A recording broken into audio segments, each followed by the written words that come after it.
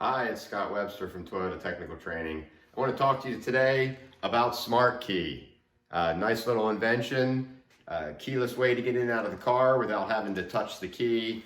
Can be a little difficult to diagnose because of the wireless frequencies, the wireless waves that are used for it. So I'm going to show you some features of it, some things that you can use to help with your diagnosis.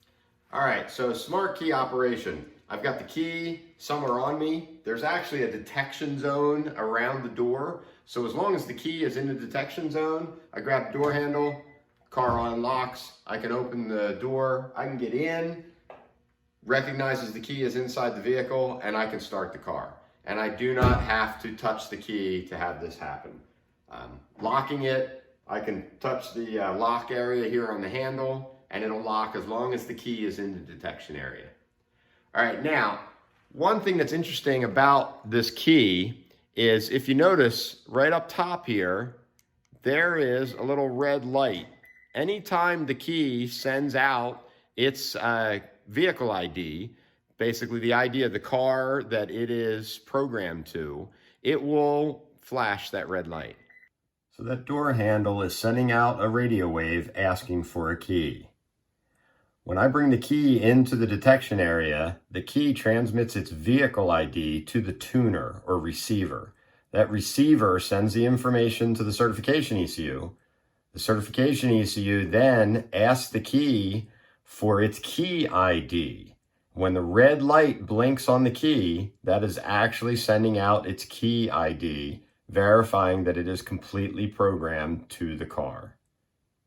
So when I am walking up to the vehicle and I am in the detection zone, I'm going to look for that red light. If that red light is flashing, that tells me this key is programmed to the car is talking to the key, and all that communication is good. There's a thing called an oscillator in the door handle, and knowing if this oscillator is working can be very difficult because I can't see the radio waves.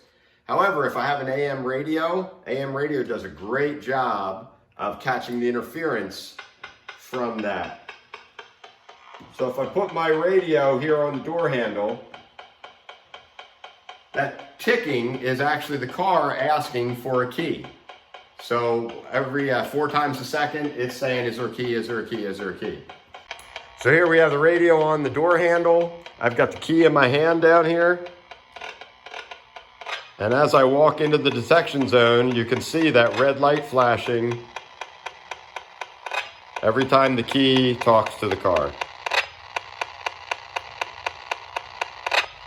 Same type of thing is going to happen when I enter the vehicle. When I enter the vehicle, you see the red light is flashing as the vehicle is talking to the key. All right, so it knows that the key is in the vehicle. And also, if I take my radio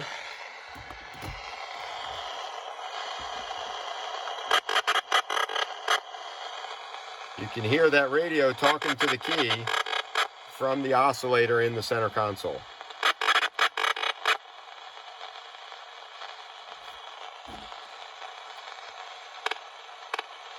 There's the key, it's just been removed from the car, and there's your constant asking for a key. Now this will only last for about 30 seconds, maybe a minute after we open the door, giving you time to get into the vehicle and acquire the key.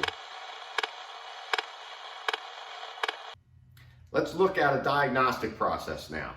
First thing I'm going to do when I think I have a smart key issue, I'm looking for that red light on the key. That tells me if the key is properly programmed, if the battery's good in the key, and if the key is working.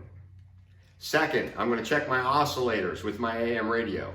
There are multiple oscillators in the vehicle. Door handles that can lock and unlock via smart key have an oscillator. Rear hatch, rear trunk has an oscillator.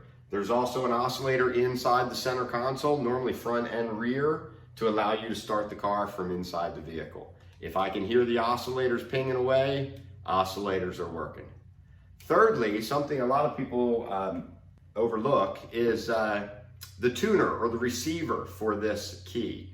The oscillators only talk to the key. The receiver is what hears the information and sends it back to the ECUs so they know that that key is the proper key. If that receiver's not working, smart key's not going to work. Keyless entry is also not going to work, And your low tire pressure warning system will probably have a code in it for a lack of communication. The tire pressure warning sensors also broadcast to that receiver. It's kind of an all-in-one wireless receiver. So if that receiver's not working, you're gonna have more than just a smart key issue. All right, finally, if you have a problem where you can get into the car, but the car does not start. Here we have a smart key with a dead battery. It is properly programmed. It is the correct key for this car, but you may notice no red light, no keyless entry. So this key is dead. So how do I get this vehicle to start? Well, if I take this and hold it up to the push button and press the push button, you notice I'm able to get this vehicle to start. The best part about that immobilizer override is if you can get the car to start with immobilizer override, we know that that key is programmed, we know all the computers work, we know that that vehicle is capable of starting. You've got some sort of a smart key problem, either a key problem, an oscillator problem, or a tuner receiver problem. All right, if you've got a problem that's deeper than that, first off, you need to get into the repair manual, check and see if the repair manual will be able to help you out. Otherwise, fill out a task pre-call worksheet and contact tasks. Thanks for watching.